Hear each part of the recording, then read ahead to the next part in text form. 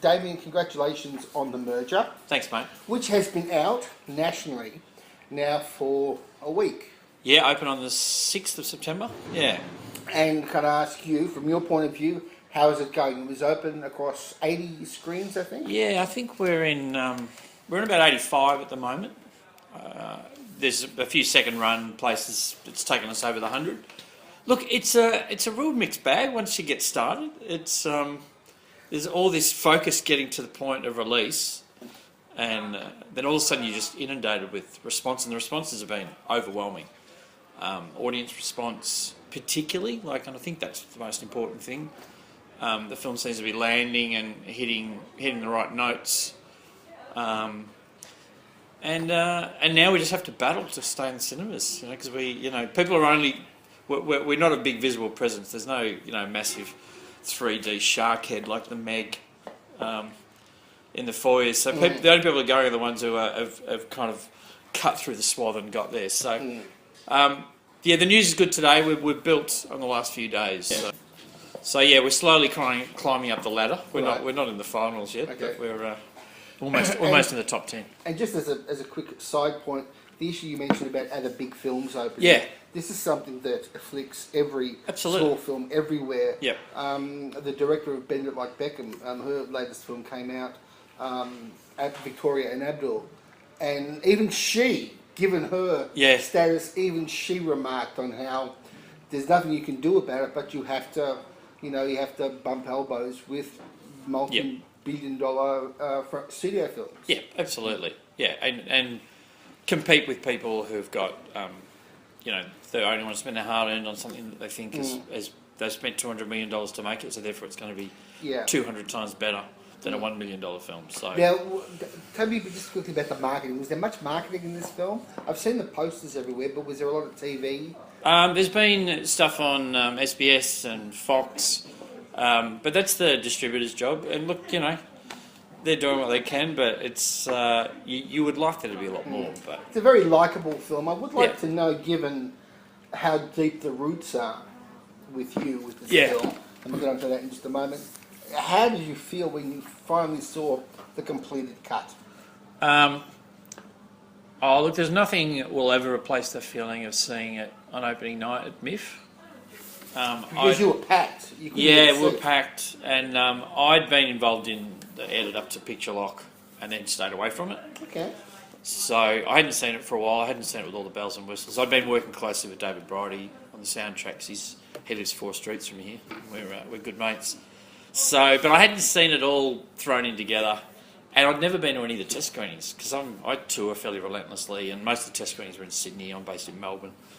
So I'd never heard an audience react to it, so it was quite surreal. And obviously, MIFs and Gala Centrepiece, it's a home crowd, but hearing them respond, because I'm so used to it. I'm so used to the gratification of live comedy and knowing if a joke is landing. And there's a lot of the live show in it. There are jokes in it, but it's a very different beast, timing the comedy. And what were the beats that you feel that you've hit with the film in terms of audience response? What are the things that you reckon the film really does sell?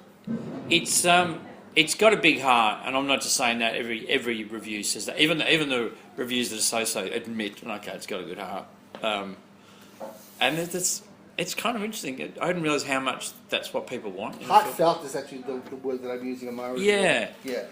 The response in general is that, and I didn't realise how much of an important formula that is for film goers.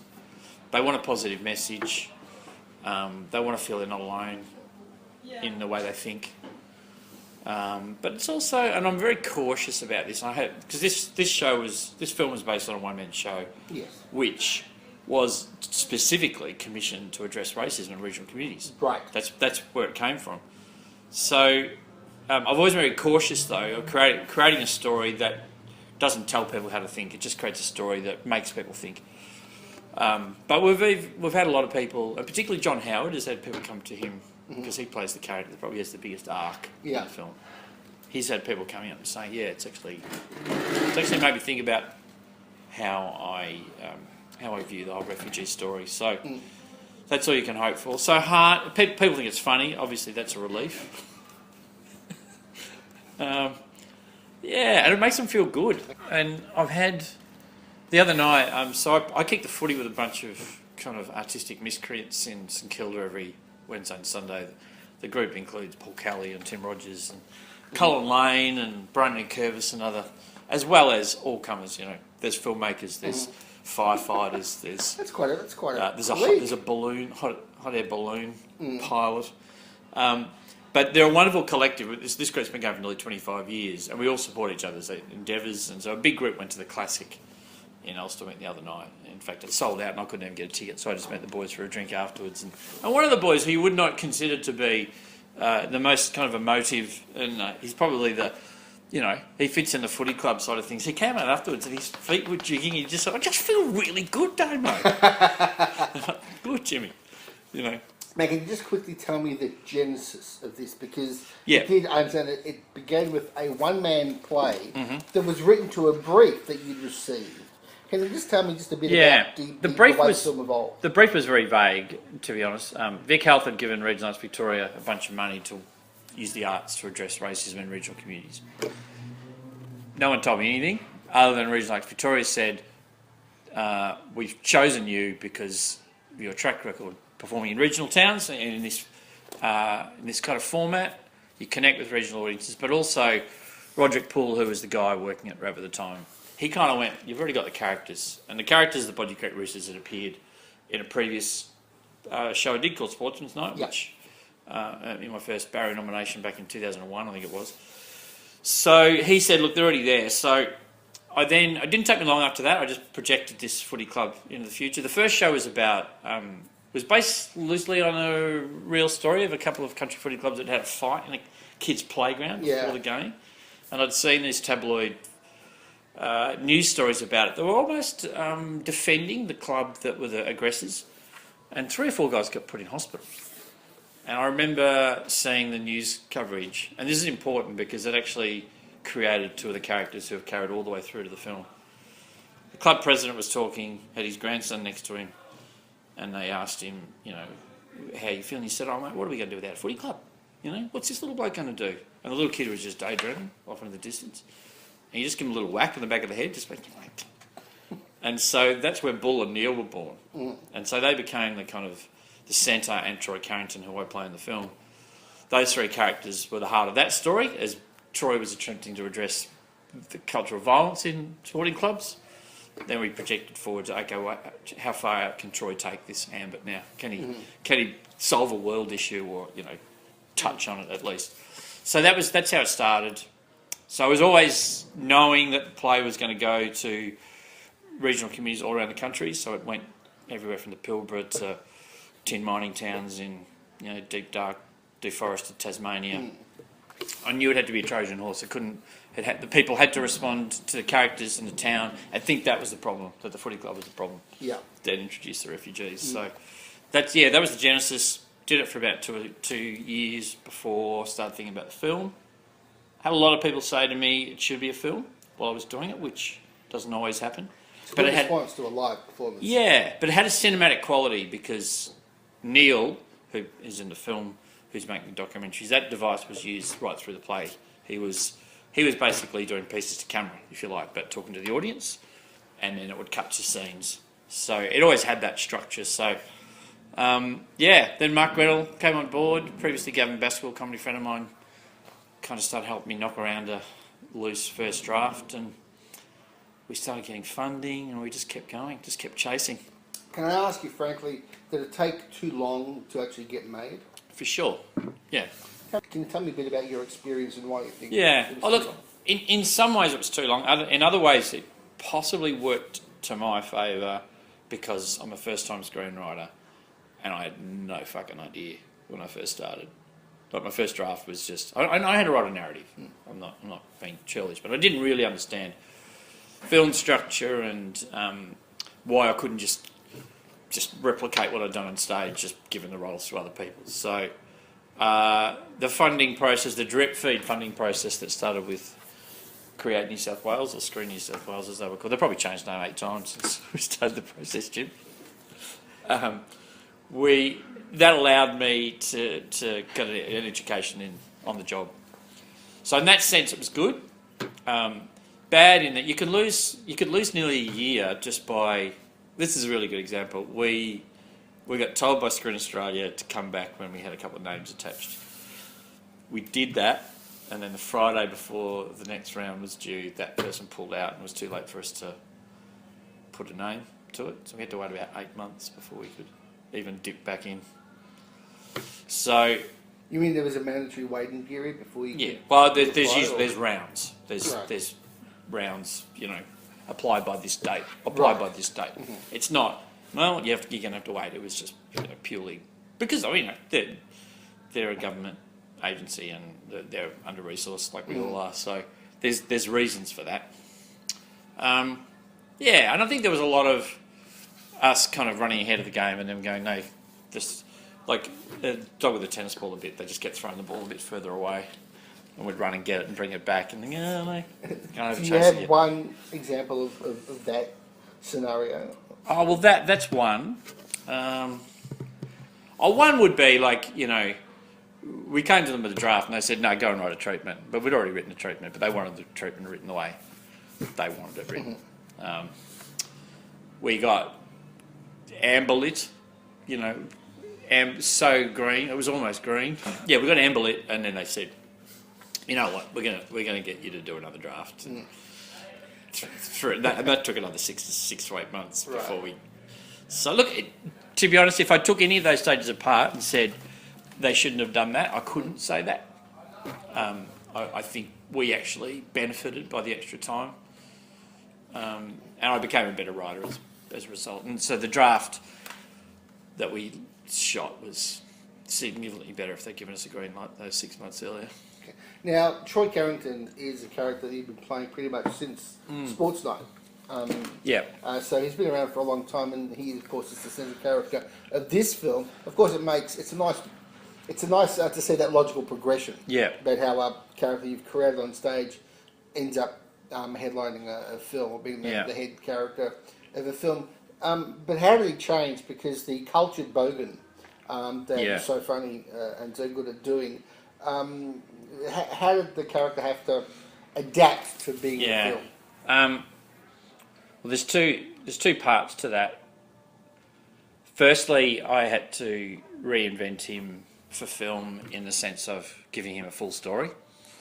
The Troy Carrington in the live shows was almost like an evangelical character who just came to the town and affected change. And most people, apart from Bull Barlow, kind of were kind of mesmerised by his breadth and grandeur of vision. And everyone just accepted that, okay, he's talking about us going to opening night at the Adelaide Festival of the Arts, and we're doing the Mozart Trail from Prague to Vienna on footy trips, and all. People just accepted that. So I then had to kind of pull him back and go, okay, well, if that's the character, how did he become like that? So it was the last chain, really. I worked with Kelly Lefevre on the last couple of drafts, and she had a chat to me, and she said, look, it's great, but we need to talk about Troy. He's still not there yet. We had to break him and pull him apart. So and there was drafts when he stopped being funny. Yeah, okay. And I obviously you share the jokes too in a film, so there's so many things that are said in the film that Troy used to say, or I used to say as a performer playing all the characters. So I had to kind of reinvent him and still make him funny, but not trying to be funny. Then, of course, there's the fact that's the writing part. The staging part, Troy Carrington on stage is very larger than life, and particularly when he's playing up against 8 other characters. They all have to be quite starkly delineated. So Troy Carrington on stage both spoke more awkwardly, probably, but also spoke more bizarrely and culturally. He's constantly quoting Eastern mystics, and so we kept some of that in there. We kept some of that flavour of this Troy and where it had come from, which had come from his mum, who was deeply environmental and cultural, and then after she passed away at a young age, he then got brought up by a timber worker dad. So he had this weird mix. Just happened to be good at footy. That was the only reason he fit in town. And he'd never spoken to anyone before. So that's where the big difference came. one of the criticisms that I had of the film is the racist character. Yep. Who I think the audience has an expectation that he's. You talking about Carpetburn or? Yeah, the guy who ends up in Yep. the pub while Yep. playing the game, and I think that you build up the expectation that he's going to be redeemed. Yeah. Which I think would have been wonderful, but he's kind of not. Yeah. I mean, he maybe to himself he realises something, but when you mention the need for another player Yeah. in the team, the expectation is, they're going to track him down, and he's going Okay. to and he's going to have an epiphany on the field. I haven't had that said back to me that might be a conclusion an audience would draw. Look, don't you worry. We thought long and hard about whether we would give him redemption, and I probably wanted it more than Mark did a little bit at times. And to be honest, we did come up with an idea. At the end of the film, there's a montage of photos of where the players are at now, and we were going to put, purely he wasn't available, otherwise it would have happened. We were going to have a photo of him with a Muslim partner, and then the last thing was going to be, and no one saw this coming. But we just couldn't. Angus was away, and we couldn't shoot it. But look, that would have been great. It would have been nice, and I think Angus would have liked it too. To be honest, there's the little shot of him in the pub barracking during the grand final that is that shows he's shows he's not a lost cause, and also. I think to portray a country town where every single person comes on board would have been a bow too far. Yeah. So he was the sacrificial lamb, really. And whenever you have what you think is a criticism, the comeback is always, we actually had a draft with that in it. Absolutely. Or Absolutely. we've got footage of that scene, which we've cut out for whatever reason. Yeah, you the same thing used to happen with having meetings with Screen Australia. They said, have you thought about doing this? And I'd just go draft 12. Thought about doing this draft 7, 9, came back in 14, and we fucked it off completely. So we've had a couple of reviews, and usually good reviews, but they've gone, but what about this? And a couple of Q&As has come up too, where people have said, why isn't there an Indigenous character in the story? And the quick answer to that is there is. He's not known. Dane Simpson plays one of the roles of the featured extras playing the team. And he's quite visible. And it's kind of been interesting because the questions in the Q&As, I can just got to bat straight back and go, he's there. And it also, it's kind of reflective a little bit about the narrow view of Indigenous identity in the country.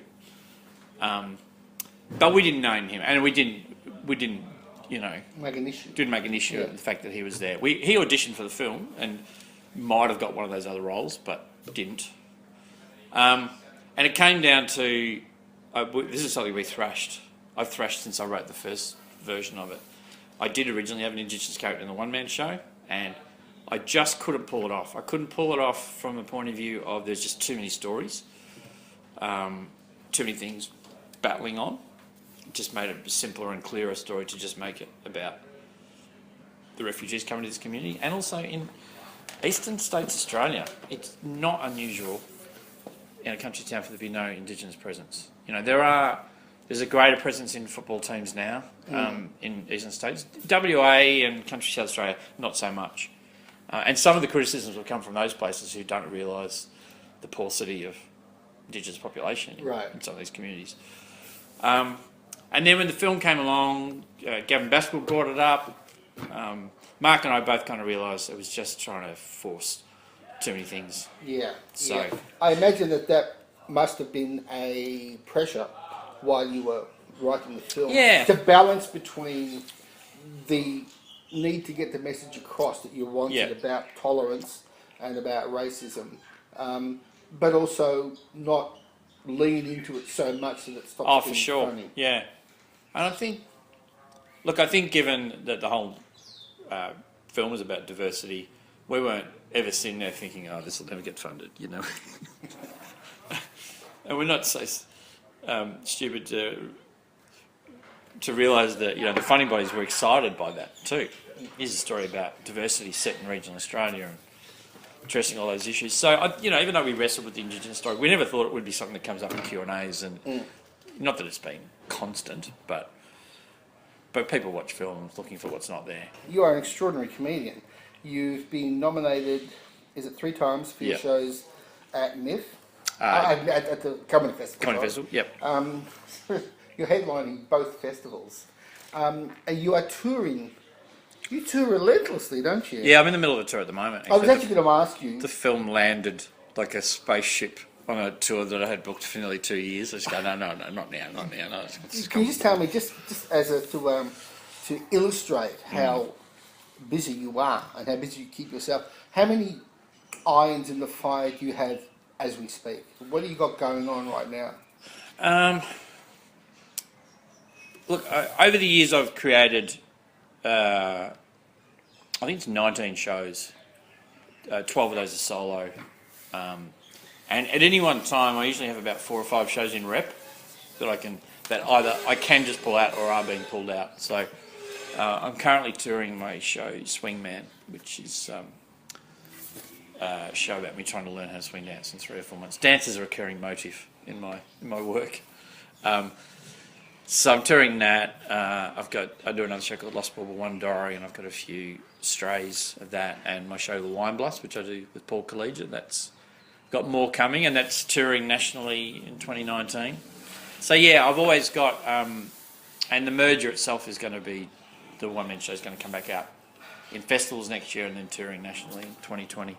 So yeah, I've always got a suite of shows touring. I'm developing a play with the Wagga Civic Theatre and Riverina Arts about hall committees. So that's my current writing project. I want to ask you about that. Yeah. I'm stabbing in the dark here, but are you a fan of the American comedy show Parks and Recreation? Yeah, I am, yeah.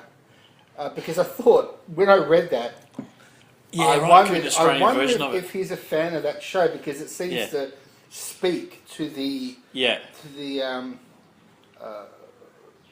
to the sincerity and the genuine nature of these people. The great thing about that show, and also I think one of the defining aspects of so much of your comedy, is that you will affectionately parody something without putting it down.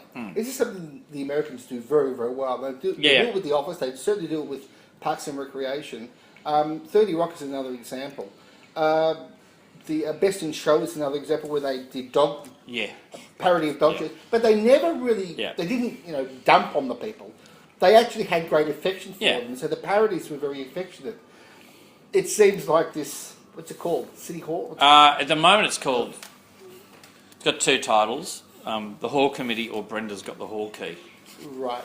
So it sounds like it's in that vein. It is. It's in a much more zoned in, smaller community, even smaller than Bodgy Creek. Right. It's one of those communities where it's really just a hall, and there might be a footy ground, and but there's still bureaucracy. There's still bureaucracy surrounding the hall. So, and a lot of this has come from my relentless touring, because I do both. In a given week, I might be performing, as I was on this tour last 2 weeks ago. One night I was at the Mortlake Soldiers Memorial Hall. That was just full of hall Nazi signs of the most specific. So things like, please refrain from putting foliage in the sink. All cutlery must be in bundles of 20. Just that kind of... and I just love that minutiae. And so, it started years ago. I remember being at the Elmore Memorial Hall, and I met this great woman who was part of the local arts council there. She was, retired Melbourne woman her and her husband had moved to the country, and so she got involved in everything she could, but she just couldn't believe the tyrannical bureaucracy of these halls, and chairs must be stacked in groups of 6.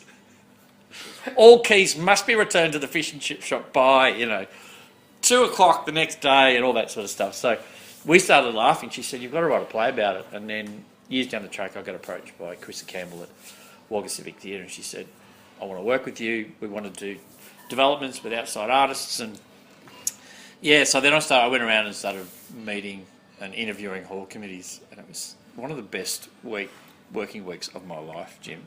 Sitting in the Gunmain Hall with them all discussing the quality of the moisture of the fruit cake. So yeah, I really celebrate them when you show that world and play it back to them, because I'm taking the shows to their town, so it can't be. It has to have an edge where they go, oh, okay, that's us. Yeah, and the same with the footy club. You know, yeah, we know that club. The reality of it is what makes it shine back to them, even if it's pernickety. I do a show where I go with a filmmaker and make up a show about towns. I'm not sure if you've come across that one. It was originally called Road Trip with Mickey D, and now I do it on my own with a filmmaker. Mm-hmm. And it's a celebration. It's called Town Folk, and it's a celebration of their town. But I am going in and finding things that they can't see because they're inside it. I do a photo montage at the beginning, just to kind of like a slideshow of just to show them how broad I've gone in their town. Yeah. And so that usually goes for 20 or 30 minutes, and it's just joke punchlines. And you find things like, a tank. This is in Port Augusta. There's a tank in the park that's pointed at the real estate agent. So it's a World War II tank, and the real estate agent's German. But they've never seen it. They've never noticed it. So, yeah, I guess over time you become expert at that. But you have to care about it, and I do. I really, there's a reason why I keep going back to these regional stories. I was going to ask you. I'm not from the country. Well, so what accounts for this heightened regard that you have for touring the regions and for portraying regional people? Yeah. I mean, the merger is, if you make one more film, you're going to have a trilogy. Yeah. But it's your second film about the way that well, Back at Ashes wasn't mine, so I don't count in my trilogy. I certainly was creatively involved. But look, I'm not really sure. It's an assumption often when I do interviews that people assume I'm a country boy. My dad was a teacher, so straight out of marriage and university, after World War II, they lived in the country for about 15 years, and I was born just after they returned to Melbourne, so my older siblings grew up in that environment. So all my holidays were spent going to visit, the Shanahans up in Murniong and having cups of tea and talking about the dairy industry. And so I think that bled in, and we used to go on holidays a lot. Dad was a principal, so he'd always just tell his school, I'm going away, even if it was only for a few days. And then when I started touring, I'd always travelled a lot, but touring on the Melbourne Comedy Festival Roadshow, I remember early on, I would always go for a walk around town, read the local newspaper, just try and get to know the town, reflect it back to them. And it made a huge difference. And my material would grow, and there was other comedians like that. Mickey D was one, and that's how we started doing Road Trip. Tom Gleeson was another who'd do it, and we'd all there was a bit of a badge of honour with it too, because we'd hear our routines night after night, but if you could keep the others at the side of the stage for your opening about the local material for as long as possible, there was then as soon as you went back to rope, you just turn around and it'd all be gone. As soon as there was any hint of a joke that I'd heard before. And I remember this challenge. I was on the road show for 7 weeks at one stage. We ended up in Townsville for 3 nights. My brother was living in Townsville at the time, and I had cousins up there, so I had a bit of ammunition locked away anyway. But by the 3rd night, I had a 20-minute set. I did 18 minutes on Townsville, and barely got 20 material. So yeah, I love that, and that's basically how those shows evolved. But by spending so much attention to it, it's now it's bled into my writing. Like I can't help but write. I can't help but funnel stories. I've got two film ideas, and both of those are set in regional towns. One's a little bit more ambitious. It's set in Ireland and an Australian coastal town, but I just find them easier to write about. I just find the distilled conciseness of a regional community and the characters just more interesting. Maybe if I devoted myself to suburbia as much, I wouldn't tour as much, Jim, which might be good. But I love touring too. You have a deep interest in the educational power of comedy on your, rather formidable website. I mean, there's a lot of stuff there. You outline the programs you have. Yeah. The blend education with comedy. Just tell me a little bit about your philosophy of the educational power that you see in comedy? Yeah. Look, just on a performative level, I think comedy is potentially more powerful than any of the art forms at connecting to more people. A comedy about refugees in a country footy club is going to have a much greater reach than a drama. Because people are going to go to it thinking, I'm going to an AFL comedy film, this is going to be great. And they are coming out feeling great and everything, but there's this whole other side. And it's the same thing with the live shows I do. And so I've created this balance in my work of, and it's not in all of my shows, some of my shows are just flippant, like the Swingman show is, there's a little bit of pathos in some of the storytelling, but there's no depth to that pathos, it's just the art of pathos. But things like The Merger and World War One Diary that I did, I kind of believe that you can roll them all in together. You go from the funniest moment in the show to the most tragic moment in the show, just like that. Negotiating your way back is different. Particularly with live comedy, you've got to sense the audience a little bit, and so yeah, I guess that's my philosophy on it. I mean, I do workshops and stuff in education because I'm an ex-teacher. They're not, at that level. I'm not dealing with such philosophical questions, but I do believe that comedy can be quite educative. And that is that, given the fact that so much of your comedy is narrative based, and the ones that you've been doing at the comedy festival especially, very, very heavy with themes and following the story and following the narrative, that the experience of doing the screenplay for the first time, has this whetted your appetite to do more films? Yeah, completely. Yeah, I like all writers, you kind of toss around and think you can do all of them. But I feel like this one suits my writing style because I feel like character and dialogue is my strength. I've had to learn by the process of how different it is. Like, most I was told by my by teachers along the way that most screenplays are like 30% dialogue, 70% visual, and my first draft was complete opposite, and still probably not quite level. But yeah, I'll as I said, I've got a novel that I've turned into a treatment for a film already, and another one that I'm kind of knocking around. They're a long way off. Are you a fan of a particular type of comedy films? Do you see a lot of American comedies, for instance? I don't see heaps of films. Gee, Okay. I'm too busy. I do. I'm probably more in the last couple of years than I've had to pay particular attention to Australian films. Yeah.